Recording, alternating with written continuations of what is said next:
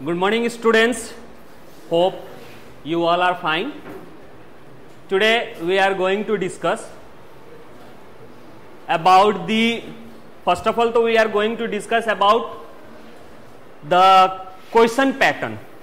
ठीक है, किस हिसाब से क्वेश्चंस आप लोग के टर्म 1 एग्जाम में आएंगे. जैसे शुरू में ही हम बोले थे कि 20 तारीख से आप लोगों का क्या होगा, एमसीक्यू टाइप क्वेश्चंस पे क्या होंगे, वर्क होंगे अकॉर्डिंग टू चैप्टर. ठीक है, सीबीएसई ने आपका होल सिलेबस को 2 पार्ट्स में बांट दिया है. ठीक है, टर्म 1 एंड टर्म 2. अब साइंस से टर्म 1 में कौन कौन सा चैप्टर्स आएंगे उसके बारे में हम लोग जानेंगे इस वीडियो में. किस पोर्शन से कितना मार्क्स आएगा उसके बारे में डिस्कस करेंगे. साथ साथ आपका डेटा शीट जिसको रूटीन कहें, ठीक है, वो आपका क्या हो चुका है, इशू हो चुका है, जो कि मेन सब्जेक्ट का एग्जाम 30 नवंबर से शुरू होगा. ठीक है, किस दिन किस सब्जेक्ट का एग्जाम होगा उसके बारे में हम लोग डिस्कस करेंगे. साथ साथ साइंस में किस तरह से क्वेश्चंस पूछे जाते हैं, ठीक है, कितने सेक्शन में क्वेश्चंस आएंगे, आपको किस तरह से अटेम्प्ट करना है और क्या क्या चीजों पे ध्यान देना है उसके बारे में भी इस वीडियो में हम लोग डिस्कस करेंगे. एक रफली आइडिया आप लोगों को दे देते हैं कि किस तरह से आप लोगों का एग्जाम्स में क्वेश्चंस का पैटर्न होंगे. ठीक है, तो चलिए पहले देखते हैं हम लोग. ये आपका होल सिलेबस है. ठीक है, साइंस का टर्म 1 और टर्म 2 में आपके पूरे सिलेबस को क्या कर दिया गया है, डिस्ट्रीब्यूट कर दिया गया है. वैसे ठीक है, आपका साइंस का जो कोड होता है, ठीक है, वो होता है, साइंस का कोड होता है आपका 0, ठीक है, 086. आप लोगों का जो साइंस कोड है, सब्जेक्ट कोड जिसको कहते हैं, वो कितना है, 086. ठीक है, अब इस साइंस को 2 टर्म में बांट दिया गया है. थ्योरी पोर्शन को टोटल मार्क्स 80 मार्क्स का क्या होगा, आप लोगों का एग्जाम होगा. 20 मार्क्स स्कूल के ऊपर रहता है. ठीक है, आप लोगों का पीरियोडिक टेबल के हिसाब से, सॉरी पीरियोडिक टेबल कह रहे हैं, पीरियोडिक टेस्ट के हिसाब से आप लोगों का प्रोजेक्ट वर्क के, ठीक है, बेसिस पे वो 20 मार्क्स स्कूल आप लोगों को देता है. ठीक है, तो उसके बारे में तो चिंता करना नहीं है आप लोगों को. मेन है आप लोगों का थ्योरी में कैसे ज्यादा से ज्यादा मार्क्स स्कोर कर सके. ठीक है, तो ड्यू टू कोरोना, ठीक है, कोरोना महामारी के कारण, ठीक है, आप लोगों के सिलेबस को इस तरह से सीबीएसई ने क्या कर दिया है, डिवाइड कर दिया है, टर्म 1 एंड टर्म 2. तो टर्म 1 में आप लोगों को, जैसे आप जानते हैं कि साइंस में 3 सब्जेक्ट्स है, केमिस्ट्री, फिजिक्स एंड बायोलॉजी मिला के एक ही है साइंस. ठीक है, तो केमिस्ट्री पोर्शन से आप लोगों के 3 चैप्टर्स आने वाले हैं इस टर्म 1 में. ठीक है, जिसको हम लोग नेचुरल बिहेवियर्स कहते हैं. उसमें आप लोगों का क्या क्या आएगा, चैप्टर 1 जो कि केमिकल रिएक्शन एंड इक्वेशन है. ठीक है, केमिकल रिएक्शन एंड इक्वेशन है. दूसरा चैप्टर 2 जो कि क्या है आपका, एसिड, बेस एंड सॉल्ट है. ठीक है, एंड तीसरा आप लोगों का चैप्टर आएगा मेटल्स एंड नॉन मेटल्स. ये 3 चैप्टर से आप लोगों को टर्म 1 में क्वेश्चंस पूछे जाएंगे. ये तीनों चैप्टर से मिला के आपको 16 मार्क्स का क्वेश्चंस इन फॉर्म ऑफ हो सकता है एमसीक्यू. 3 तरह के क्वेश्चंस आएंगे, एमसीक्यू, ठीक है, असर्शन रीजन और केस स्टडी. उसके बारे में भी हम लोग डिस्कस करेंगे. ठीक है, तो ये केमिस्ट्री से आप लोगों के 3 चैप्टर आने वाले हैं. तीनों चैप्टर से 16 मार्क्स के क्वेश्चंस पूछे जाएंगे. ठीक है, अब ये जरूरी नहीं है कि 4-4 मार्क्स का क्वेश्चन पूछा जाए, 5-5 मार्क्स का क्वेश्चन पूछा जाए. ठीक है, किसी में 5 हो सकता है, तो किसी में आपका 6 मार्क्स का भी हो सकता है, किसी से आपका कितना हो जाएगा, 6 मार्क्स के भी क्वेश्चन पूछे जा सकते हैं. ठीक है, तो ये जरूरी नहीं है कि इक्वल मार्क्स के क्वेश्चन एक चैप्टर से पूछा जाएगा. ठीक है, नेक्स्ट आपका बायोलॉजी है. ठीक है, बायोलॉजी से ओनली चैप्टर 6 जो कि आपका क्या है, लाइफ प्रोसेसेस के बारे में, मतलब सिर्फ उसी के बारे में आपको पढ़ना है. अब लाइफ प्रोसेसेस एक ही चैप्टर को समझ, मतलब एक ही चैप्टर समझने की भूल ना करें. क्यों? क्योंकि इसमें 4 पार्ट्स हैं लाइफ प्रोसेसेस, इंपॉर्टेंट पार्ट्स. ठीक है, जो कि एक न्यूट्रिशन है, ठीक है, एक रेस्पिरेशन है, एक ट्रांसपोर्टेशन है, सर्कुलेशन, और लास्ट वन एक्सक्रीशन।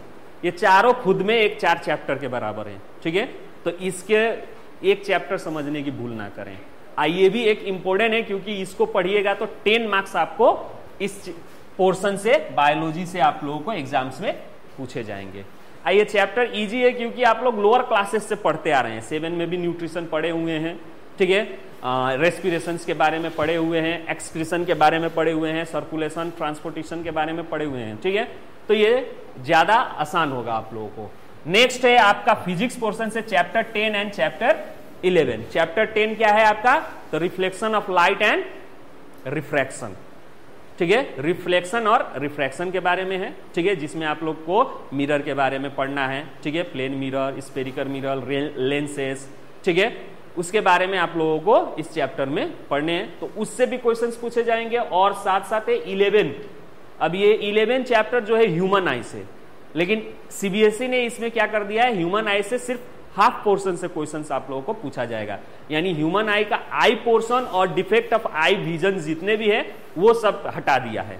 सिर्फ एटमॉस्फेरिक रिफ्रैक्शंस के बारे में आप लोगों को इस चैप्टर में पढ़ने हैं। जैसे एटमॉस्फेरिक रिफ्रैक्शन में आप लोगों को प्रिज्म के बारे में पढ़ना है, डिस्पर्सन के बारे में पढ़ना है, स्कैटरिंग ऑफ लाइट के बारे में पढ़ना है, रेनबो फॉर्मेशन जो है, ठीक है, उसके बारे में पढ़ना है। तो ये दोनों चैप्टर से मिला के आपको क्वेश्चंस कितने मार्क्स से पूछे जाएंगे?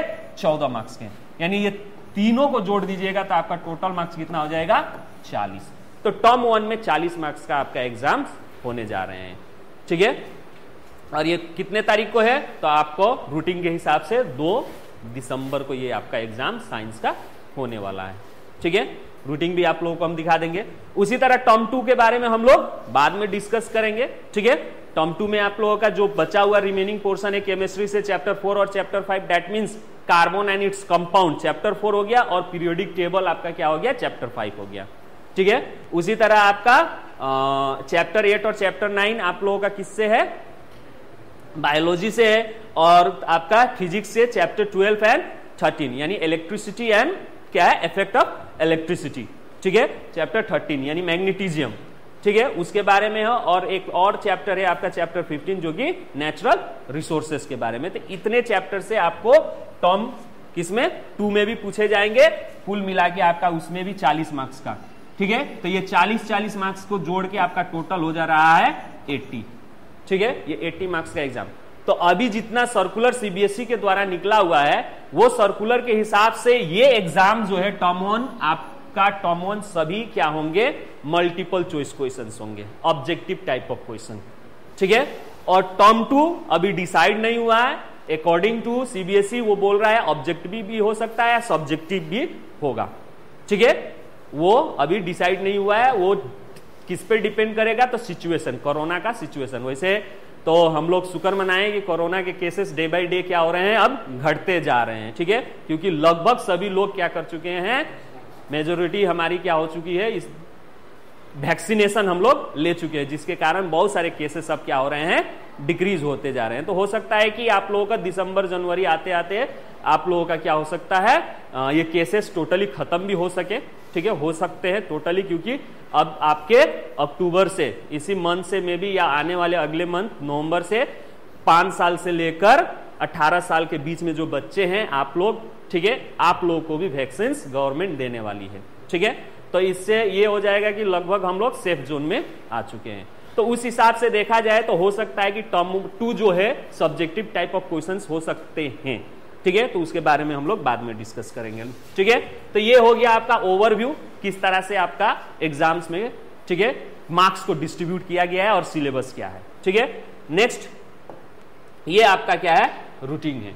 ठीक है, जो कि सीबीएसई ने कल परसों क्या किया, परसों इसको रिलीज किया था। ठीक है, तो परसों उसने रिलीज किया। तो आपका इस रूटीन के हिसाब से क्या है, फर्स्ट एग्जाम आपका मेजर सब्जेक्ट का खाली है ये। ठीक है, जो मेजर सब्जेक्ट है, वैसे माइनर सब्जेक्ट आपके 12 नवंबर 17 नवंबर से ही शुरू हो गया है। ठीक है, मेजर सब्जेक्ट आपके कितने तारीख से हो रहे हैं? 27 तारीख से शुरू हो रहे हैं। तो फर्स्ट एग्जाम आपका क्या है? Social science.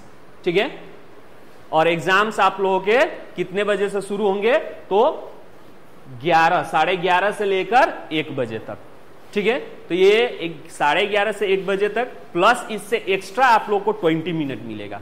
वो 20 मिनट में आप लोगों को क्वेश्चन क्या करना है, पढ़ने के लिए, और साथ साथ OMR सीट को क्या करने के लिए, भरने के लिए। क्योंकि इस बार जितने भी मल्टीपल चॉइस क्वेश्चंस आएंगे, जिसको आंसर देना है उसको आप लोगों को किस पे देना है, OMR सीट पे देना है। ठीक है। OMR सीट जो है कि अभी CBSE ने लॉन्च नहीं किया है।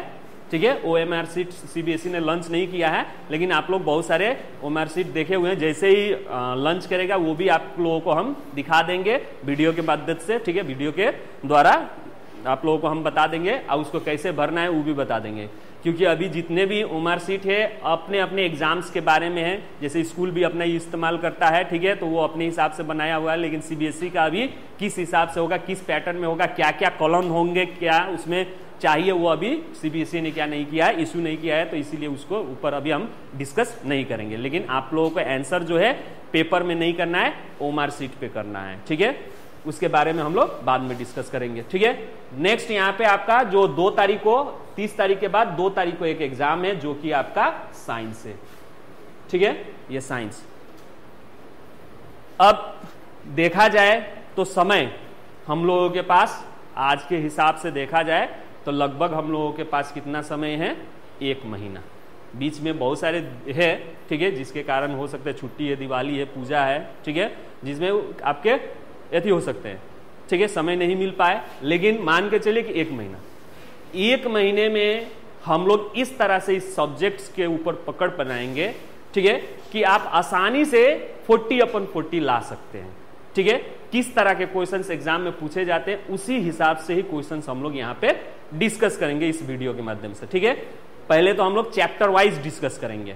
ठीक है। उस चैप्टर से इंपोर्टेंट क्वेश्चंस क्या क्या हैं, केस एराइजेस में किस तरह का क्वेश्चन पूछा जा सकता है। एक दिन केस एराइजेस क्वेश्चन खाली डिस्कस करेंगे चैप्टर वाइज। ठीक है। एक दिन सिर्फ MCQ पे क्वेश्चन पे डिस्कस करेंगे। एक दिन हम लोग वीडियो सिर्फ किस पे होगा, असर्शंस एंड रीजंस के ऊपर सिर्फ होगा। तो इससे आप लोगों को उस चैप्टर से किस तरह के क्वेश्चंस पूछे जा सकते हैं असर्शन और रीजन में, चाहे आपके MCQ में, चाहे आपके केस स्टडी में, तो ये आपको नॉलेज हो जाएगा। आज जैसे ही हम लोग चैप्टर वाइज खत्म कर लेते हैं, जैसे कि केमिस्ट्री से 3 चैप्टर है, फिजिक्स से 1 चैप्टर है। ठीक है। और आपके फिजिक्स से 2 चैप्टर, तो ये कितने चैप्टर हो गए, तो 3 और 1 4, और 4 और 2 6 चैप्टर, यानी लगभग आपके मिला के चलिए। ठीक है। कि फिजिक्स को अगर बायो को हम 4 मान ले तो 9 चैप्टर हो जाएंगे, तो 3 दिन के हिसाब से भी 27 दिन। ठीक है। फिर भी हम लोगों को कुछ 4-5 दिन एक्स्ट्रा मिलेगा, तो उसमें हम लोग CBSE द्वारा जैसे जो क्वेश्चन सैंपल पेपर होता है, ठीक है, सैंपल पेपर कि पूरे चैप्टर से क्वेश्चंस फॉर्मेट में, उसके हिसाब से भी हम लोग लगभग मिनिमम 5-6 दिन उस पर वर्क करेंगे। हर एक दिन एक सैंपल पेपर पे, प्रैक्टिस पेपर पे हम लोग वर्क करेंगे। लेकिन पहले हम लोग चैप्टर वाइज उससे क्या क्या क्वेश्चंस आते हैं, MCQ में आ सकते हैं, कौन सा क्वेश्चन इंपॉर्टेंट है उसके ऊपर, असर्शंस, रीजन टाइप क्वेश्चंस के ऊपर और केस स्टडी के ऊपर हम लोग डिस्कस करेंगे। ठीक है। तो ये हो गया आपका साइंस के बारे में। अब बाकी सब्जेक्ट उसी तरह। ठीक है। होम साइंस है 3 तारीख को। ठीक है। 4 तारीख को आपका फिर क्या है, मेन सब्जेक्ट, ये भी मेन सब्जेक्ट है, लेकिन मेन हम लोग मैथ को। ठीक है। 4 तारीख को आपको क्या है, मैथ है। ठीक है। 8 तारीख को आपका क्या है, कंप्यूटर एप्लीकेशन है।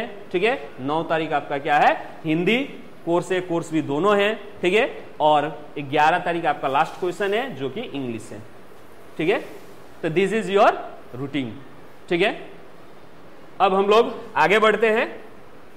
ये आप लोगों का क्या है, अकॉर्डिंग टू CBSE। अभी CBSE ने जो सैंपल पेपर भेजा, ठीक है, इश्यू किया है, उसके हिसाब से ये हम लोग का जनरल इंस्ट्रक्शन है CBSE का। ठीक है। कि इस तरह के क्वेश्चंस, मतलब जनरल इंस्ट्रक्शन दिया है कि इस तरह के क्वेश्चंस को आपको सॉल्व करना है, इस तरह से क्वेश्चन सॉल्व करना है। पहला क्या है आपका, तो 90 मिनट का समय रहेगा आपको। ठीक है। वो क्वेश्चन सॉल्व करने के लिए, यानी टोटल आपके 50 क्वेश्चन मिलेंगे। ठीक है। बहुत सारे बच्चे कह रहे थे कि सर 1 मार्क्स के क्वेश्चंस होंगे। नहीं, 1 मार्क्स के क्वेश्चन नहीं होंगे। ठीक है। 50 क्वेश्चंस होंगे, और वो सभी क्वेश्चंस इक्वल मार्क्स के होंगे। ठीक है। दैट मीन्स आपका कितना हो गया, तो 0.8 मार्क्स के एक क्वेश्चंस होंगे। ठीक है। तो आपके 90 मिनट वो समय मिलेगा। अब जनरल इंस्ट्रक्शन क्या दिया है तो पहला इंस्ट्रक्शन ये दिया है कि द पेपर, क्वेश्चन पेपर जो है कंटेन 3 सेक्शन।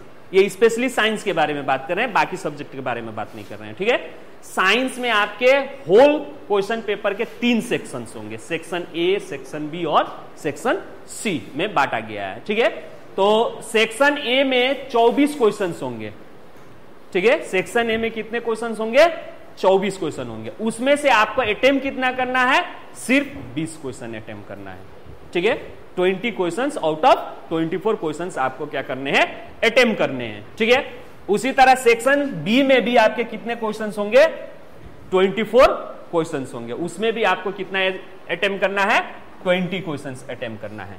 और लास्ट वाला सेक्शन जो है स्पेशली ये स्टडी, ठीक है, स्टडी केस क्वेश्चंस है, ठीक है। इसमें स्टडी केस क्वेश्चंस आएंगे। ये आपके कितने क्वेश्चंस होंगे? 12 क्वेश्चंस होंगे। और अटेम्प्ट कितने करने हैं? 10, ठीक है। तो टोटल आपके क्वेश्चंस कितने हो जा रहे हैं? 20, 20 और 10, 50 क्वेश्चन आपके टोटल हो जा रहे हैं, ठीक है। 50 क्वेश्चंस आपके होंगे। और मेन चीज और एक बोल दिया है यहीं पे, देखिए, all questions carry equal marks, ठीक है। सभी क्वेश्चंस का मार्किंग जो होगा इक्वल होगा, 1 मार्क्स का नहीं हुआ, ठीक है। नेक्स्ट चीज, there is no negative marking.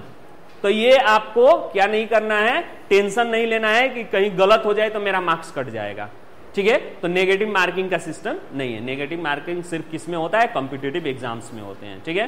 तो स्कूलिंग एग्जाम्स में, बोर्ड एग्जाम्स में नेगेटिव मार्किंग नहीं रहता है, ठीक है। हाँ, एंट्रेंस एग्जाम हो तो मे भी हो सके, ठीक है, लेकिन बोर्ड के एग्जाम में नेगेटिव मार्किंग नहीं होता है, तो इससे आप टेंशन मुक्त हो जाइए। अब इसमें भी कुछ एथी है, केयरफुल रहना है आपको, ठीक है। इसमें भी आपको केयरफुल रहना है। क्या? तो देखिए, सेक्शन ए में ऑलरेडी बोल दिया है कि 24 क्वेश्चंस होंगे, ठीक है, जिसमें से आपको एनी 20 क्वेश्चंस क्या करने हैं? अटेम्प्ट करने हैं। लेकिन यहां पे देख लीजिए, एक लाइन और लिखा रहेगा जो कि रेड है, डेंजर का सिग्नल है, इसीलिए आप लोगों को रेड से दिखा दे रहे हैं, ठीक है। The first attempt 20 questions would be evaluated. यानी आपने जो पहला 20 क्वेश्चन क्या किए हैं? अटेम्प्ट किए होंगे, वही आपका क्या होगा? चेक होगा। जैसे मान लीजिए कि आपने गलती से 20 के बदले 22 क्वेश्चन कर लिए, ठीक है। सीरियली आपने 22 क्वेश्चन कंप्लीट कर लिए, जैसे 1, 2, 3, 4, ठीक है, सो ऑन करते करते 22 तक कर लिए, सपोज दैट, ठीक है। मान लीजिए कि आपका 18, 17 क्वेश्चंस क्या है? गलत है, लेकिन एक्स्ट्रा जो 2 क्वेश्चन कर लिए हैं 21 और 20 सही है। तो आपका 21 और 22 जो है, 21 और 22 वो चेक नहीं होगा, सही भी होगा। तो पहले जो अटेम्प्ट कर चुके हैं वही क्वेश्चन होगा, यानी 17 और 18, यानी 18 चाहे 19 जो भी पहले, उससे पहले क्या है आपने कर लिया, वो गलत होगा, वही इवैल्यूएट होगा। बात समझ पा रहे हैं ना? तो ये ध्यान देके, ठीक है, आप पहले कौन अटेम्प्ट कर रहे हैं, तो क्वेश्चन को सही ढंग से पढ़ना है। 20 बोला है तो 20 ही कीजिए, ठीक है। ये ना कि अब जैसे मान लीजिए कि आपको 19वां क्वेश्चन आप कंफ्यूजन है, ठीक है, पहले तो कर दिए, लेकिन बाद में आपने पढ़ा कि ना, अरे ये तो 24 नंबर क्वेश्चन हमको आता है, तो 19 भी अटेम्प्ट कर दिए और 24 भी, तो आपका 24 क्या नहीं होगा? चेक नहीं होगा। अगर सही भी होगा तो 19 गलत है या 24 सही है, तो वो गलत में ही रहेगा, उसको इवैल्यूएट नहीं किया जाएगा। तो इसीलिए ये चीज को ध्यान देना है कि the first attempt 20 questions would be evaluated. Clear? उसी तरह सेक्शन बी में भी सेम, सेक्शन ए की तरह ही, ठीक है। इसमें जैसे ये सेक्शन ए जो है, लगभग इसमें मल्टीपल चॉइस ही होंगे, एमसीक्यू ही होंगे। सेक्शन सी में आपका जाके आ सकता है मल्टीपल चॉइस क्वेश्चन और साथ साथ एसर्शन और रीजन। तो एसर्शन और रीजन टाइप के क्वेश्चंस अकॉर्डिंग टू जो सीबीएसई ने भेजा है, उसमें सिर्फ 5 ही क्वेश्चंस हैं। तो हो सकता है कि खाली 5 ही आए, ठीक है, मतलब जो उसने अपना सैंपल पेपर इश्यू किया है, तो उसमें ज्यादा क्वेश्चंस एसर्शन रीजन से नहीं पूछा है, सिर्फ 5 क्वेश्चंस पूछे हैं। तो हम लोग वही चीज मान के भी चले, ठीक है, कि 5 ही आ सकता है, ठीक है। तो वो सेक्शन बी में आएगा। क्लियर? तो सेक्शन बी में भी सेम कंडीशन अप्लाई कर दिया है कि the first attempt 20 questions would be evaluated, यानी पहला ही 20 क्वेश्चंस क्या किया जाएगा, पूछा जाएगा। ठीक है, नेक्स्ट सेक्शन सी। ठीक है, सेक्शन सी में आपका क्या होंगे, क्वेश्चंस जो होंगे ओनली 3 केसेस क्वेश्चंस आएंगे, यानी 3 केसेस क्वेश्चन से आपके 12 क्वेश्चंस आर्क्स हैं। जैसे एक केस एराइज कर दिया, केस यानी पैराग्राफ रहता है, उसी में सब कुछ दिया रहता है, उसके आधार से आपका 1 से 4 क्वेश्चन। ठीक है, दूसरे केस से 4 क्वेश्चन अंदर से ही। ठीक है, तीसरे केस एराइज करके उसमें से 4 क्वेश्चन, उस चारों 4 4 4 12 क्वेश्चन में से आपको कितने को करना है सॉल्व, सिर्फ 10 क्वेश्चन को। ठीक है, तो इसमें भी वही चीज है, टोटल 12 क्वेश्चंस में से आपको सॉल्व कितना करना है, 10 क्वेश्चन। कितना करना है, 10 क्वेश्चन। 12 क्वेश्चंस में से सॉल्व कितना करना है आपको, यानी 10। ठीक है, इसमें भी वही फंडा लग गया है कि फर्स्ट अटेम्प्ट 10 क्वेश्चंस को ही क्या किया जाएगा, इवैल्यूएट किया जाएगा। ठीक है, तो इस पे ध्यान दीजिएगा, नहीं तो ये हो सकता है कि सभी क्वेश्चन सही किए तब भी गलत हो सकता है। ठीक है, अब इस चीज को ध्यान नहीं दीजिएगा तो। ठीक है, नाउ अब हम लोग शुरू करते हैं। दिस जितना भी था वो, ठीक है, एक जनरल आइडिया था अबाउट दी सिलेबस और पैटर्न। ठीक है, किस तरह के सिलेबस है और पैटर्न क्या है, और साथ साथ मार्क्स कितना आएगा। ठीक है, तो आज हम लोग शुरू करेंगे जैसे कि फिजिक्स का ये चैप्टर 1। ठीक है, फिजिक्स के चैप्टर 1 अगर साइंस बुक का देखें तो ये चैप्टर 10 हुआ। ठीक है, अब फिजिक्स पोर्शन का चैप्टर 1 हुआ, light and reflection and refraction. ये आपका क्या है, फिजिक्स का फर्स्ट चैप्टर है। इसी चैप्टर से हम लोग कुछ इंपोर्टेंट एमसीक्यू, ठीक है, हम लेके आए हुए हैं, उसके ऊपर डिस्कस करेंगे। ये ज्यादातर क्वेश्चंस आपके बोर्ड के एग्जाम्स में पूछे गए हैं। ठीक है, तो क्वेश्चन पहला है, यहां पे एक क्या किया गया है, डायग्राम शो किया गया है। ये आपका क्या है, कॉन्वेक्स लेंस। ठीक है, कॉन्वेक्स लेंस है। ठीक है, ये क्या है आपका, कॉन्वेक्स लेंस।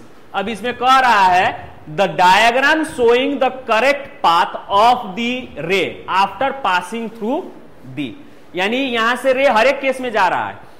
ठीक है, हर एक केस में क्या हो रहा है, रे आपका उस लेंस से पास हो रहा है, लेकिन एक केस में क्या हो गया है, वो गलत दिखा दे रहा है। ठीक है, गलत है, वही आपको क्या करना है, चूज करना है। ठीक है, सॉरी करेक्ट वाले को चूज करना है। इस क्वेश्चन में क्या पूछ रहा है, करेक्ट वाले को। ठीक है, यानी इसमें से कौन कौन रे डायग्राम जो है वो करेक्ट है, इनकरेक्ट को नहीं, करेक्ट वाले को। तो ऑप्शन आपका दिया हुआ है 2 and 3 ओनली। ठीक है, दूसरा ऑप्शन दिया है 1 and 2 ओनली, तीसरा ऑप्शन दिया हुआ है 1, 2 and 3, और चौथा ऑप्शन दिया हुआ है 1, 2 and 4। तो अब पहले हमें रे डायग्राम का क्या था, एक रूल था। ठीक है, जो कि आप लोग पढ़े होंगे, रे डायग्राम का रूल, कि अगर कोई रे, ठीक है, क्या हो, सेंटर ऑफ, ये आपको क्या कहते हैं, इसको सेंटर ऑफ, सॉरी इसको क्या कहते हैं, ऑप्टिकल सेंटर कहते हैं। ठीक है, इसको क्या कहते हैं, ऑप्टिकल सेंटर। यदि कोई रे ऑप्टिकल सेंटर से पास हो तो विदाउट डेविएट क्या होता है, पास होता है, क्योंकि ये आपका क्या है, लेंस जो है यहां पे क्या होता है, रिफ्रैक्शन टेक प्लेस करता है। यानी एक मीडियम से जब दूसरे मीडियम में लाइट जाता है तो लाइट क्या होता है, बेंड होता है, डेविएट होता है। ठीक है, तो ये आपका क्या है, ग्लास से बना हुआ है, तो ये दूसरा मीडियम हो गया, और ये आपका क्या हो गया, एयर हो गया। जब एयर से आपके लेंस में लाइट पास होता है तो एक्चुअल वो क्या होना चाहिए, डेविएट होना चाहिए। लेकिन लेंस के सेंटर से, यानी इसको क्या कहते हैं, ऑप्टिकल सेंटर कहते हैं, अगर यहां से अगर कोई रे पास होता है, ठीक है, ये रूल है। ठीक है, रूल, ठीक है, तो ये जब रे जो है ऑप्टिकल सेंटर से पास होता है तो डेविएट नहीं करता है। ठीक है, तो ये हमारा सही है। ठीक है, उसी तरह दूसरे जगह एक और रूल है कि यदि कोई रे प्रिंसिपल एक्सिस से क्या हो, पैरेलल हो, कोई रे प्रिंसिपल एक्सिस, तो किसको प्रिंसिपल एक्सिस कहते हैं, वो लाइन जो कि फोकस ऑप्टिकल सेंटर से क्या हो, पास हो उस लाइन को हम लोग क्या कहते हैं, प्रिंसिपल एक्सिस। ठीक है, तो जो रे आपका क्या हो, प्रिंसिपल एक्सिस से पैरेलल हो, तो वो अगर लेंस से पास होगा तो वो क्या होगा, फोकस से, यानी उस लेंस के फोकस से क्या होगा, पास होगा, रिफ्रैक्टेड होगा, डेविएट होगा और फोकस से क्या होगा, पास होगा। तो यहां पे भी वही चीज हो रहा है, देखिए पैरेलल है तो फोकस से पार हो ही रहा है। ठीक है, तो ये भी हमारा क्या है, सही है। ठीक है, अब इसी चीज को उसने क्या कर दिया है, उल्टा कर दिया है। ठीक है, यानी अगर कोई रे, ठीक है, यानी अगर कोई रे आपका क्या हो रहा है, कोई रे आपका क्या हो रहा है, फोकस से पार होकर क्या कर रहा है, लेंस से पार होगा, तो इस केस में क्या होगा आपका, ठीक opposite to the second case, वो क्या होगा, पैरेलल होके डेविएट होगा। ठीक है, तो ये आपका क्या होता है, पैरेलल। तो ये भी आपका सही है। ठीक है, अब ये ऑलरेडी हम लोग डिस्कस कर लिए कि कोई रे आपका क्या होता है, फोकस से पार होता है तो वो क्या होता है, पैरेलल होके बाहर जाता है। ठीक है, तो ये आपका केस क्या हो गया, गलत हो गया। ठीक है, तो अब इसके हिसाब से हमारा 1 सही है, 2 सही है और 3 सही है, तो our answer will be C. ठीक है, हमारा आंसर क्या होगा, सी होगा। Clear? Now next question, under which of the following condition a concave mirror can form an image larger than the actual object. ठीक है, क्वेश्चन क्या कह रहा है कि अंडर विच कंडीशन, ठीक है, कॉन्केव मिरर, तो कॉन्केव मिरर सब लोग जानते हैं। ठीक है, कॉन्केव मिरर किसको कहते हैं, जिसका इनर साइड क्या हो, रिफ्रैक्टिंग, जिसका इनर साइड क्या हो, रिफ्रैक्टिंग सरफेस हो। ठीक है, इसको हम लोग क्या कहते हैं, कॉन्केव मिरर। ठीक है, तो कॉन्केव मिरर के किस कंडीशन में जो इमेज फॉर्म होता है, वो इमेज क्या होता है, larger than the object, object से बड़ा होता है। तो यहां पे ऑप्शंस कुछ दिए गए हो। ठीक है, अब वो ऑप्शंस को आपको चूज करना है। ठीक है, जैसे when the object is kept at the distance equal to its radius of curvature। ठीक है, तो radius of curvature that means centre of curvature. ठीक है, तो अगर हम लोग ऑब्जेक्ट को, ठीक है, सेंटर ऑफ कर्वेचर पे रखते हैं तो इमेज क्या फॉर्म होता है, सेम। ठीक है, इक्वल डिस्टेंस। ठीक है, साइज भी सेम होता है, तो इसके हिसाब से तो ये बड़ा हुआ नहीं, तो ये आंसर होगा नहीं। ठीक है, दूसरा, when the object is kept at a distance less than it's focal length, यानी फोकल लेंथ से इसका डिस्टेंस क्या हो, कम हो, दैट मीन्स ऑब्जेक्ट कहां पे हुआ, तो फोकस और पोल के बीच में। जैसे मान लीजिए ये आपका क्या हो गया, मिरर हो गया, और ये आपका क्या हो गया, पोल हो गया। ठीक है, और ये आपका फोकस हो गया।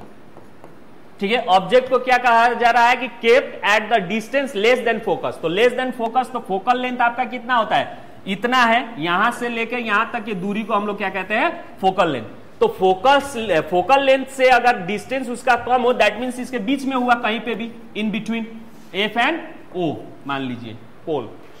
तो यहां पे जब रखते हैं कॉन्केव मिरर में, तो हम लोग क्या पाए हैं, जो इमेज फॉर्म होता है वो क्या फॉर्म होता है, वर्चुअल, अब बिहाइंड दी मिरर। तो ई हो सकता है, लार्जर देन भी होता है। ठीक है, ई केस भी आपका हो सकता है। ठीक है, नेक्स्ट थोड़ा सा देख लें, when object is placed between focus and center of curvature, focus और सेंटर ऑफ कर्वेचर के बीच में रखते हैं। तो ये आपका मान लीजिए कि सेंटर ऑफ कर्वेचर हो गया। ठीक है, आइए आपका फोकस, तो अगर इसके बीच में रखते हैं तो इमेज किस तरह का फॉर्म होगा, beyond the centre of curvature, वो भी क्या होता है, लार्जर देन होता है ऑब्जेक्ट से, तो ये भी हो सकता है।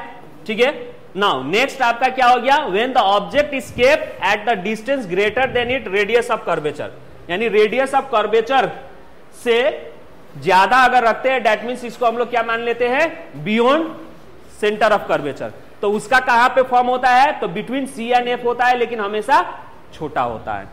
ठीक है, अब क्वेश्चन को एक बार फिर से देखें, under which condition the concave mirror can form image larger than the actual object. तो यहां पे दो ऑप्शंस हो गए। ठीक है, यहां पे आपके कितने हो गए 2। इस केस में भी आपके क्या होंगे लार्जर देन होंगे, ठीक है, लेकिन ये वर्चुअल इमेज, तब यहां पे हो सकता था कि इमेज को वर्चुअल बोल देता या फिर रियल इमेज लिख देता, तो रियल होता तो सी होता है आंसर, ठीक है। अब वर्चुअल होता तो आपका बी होगा, यानी दोनों केस में आपका क्या होगा larger than the object image form होगा। Clear? Now next question, magnification produce by a rear view mirror fitted in a vehicle.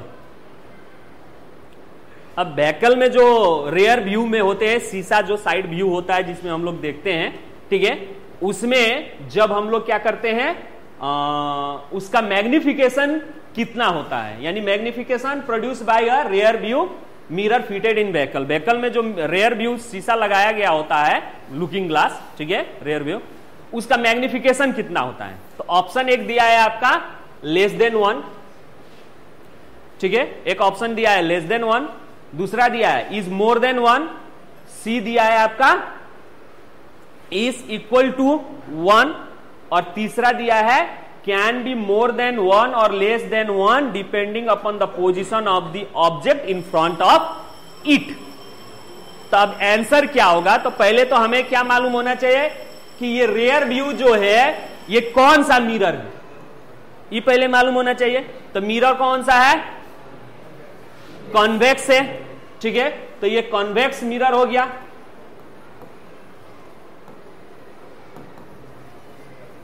अब मैग्निफिकेशन इक्वल टू क्या होता है, माइनस बी बाई यू, ठीक है, minus b by u. Convex में हमेशा image आपका कहां पे फॉर्म होता है, पोल और फोकस के बीच में, राइट हैंड साइड में पोल और फोकस के बीच में। ऑब्जेक्ट कहीं पे भी रखिए, दैट मीन्स ऑब्जेक्ट डिस्टेंस आपका क्या हो सकता है, ज्यादा हो सकता है, ठीक है, ऑब्जेक्ट डिस्टेंस आपका ग्रेटर देन है, इमेज डिस्टेंस हमेशा क्या है आपका छोटा ही है इमेज डिस्टेंस। तो उस हिसाब से छोटे को बड़े से आप डिवाइड कीजिएगा तो आंसर क्या आएगा, हमेशा लेस देन 1 आएगा, लेस देन आएगा ना, ठीक है। तो यहां पे है मोर देन 1 तो कभी होगा नहीं, तो ये ऑप्शन होगा नहीं, डी।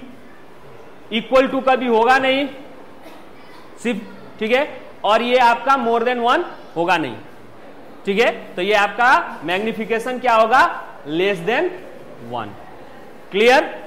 तो इसी तरह हम लोग और भी क्वेश्चंस है, ठीक है, लेकिन आज के वीडियो में बस इतना ही डिस्कस करते हैं। कल हम लोग फिर कंटिन्यू करेंगे एमसीक्यू से, ठीक है। तो आज के लिए बस इतना ही। Thank you, have a nice day.